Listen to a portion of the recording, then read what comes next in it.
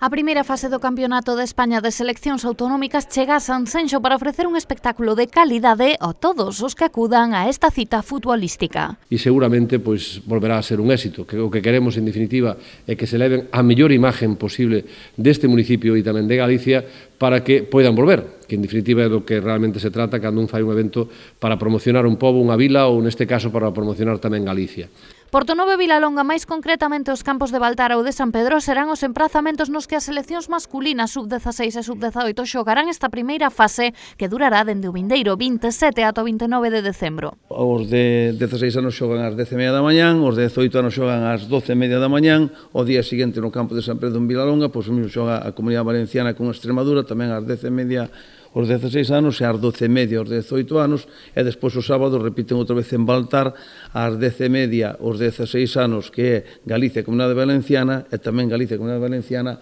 ás 12:30 do sábado día 29. Por lo tanto, o deporte está moi ben, temos que ir potenciando, temos boa infraestructura deportiva, como decía o presidente da Federación, pero tamén quero facer hincapié que no mes de último fin de semana do ano, que é este último fin de semana, demostralle tamén a toda España a través destes eventos, neste caso, pois a Extremadura e Valencia, que son as autonomías que veñen aquí a xogar, de que aquí en temporada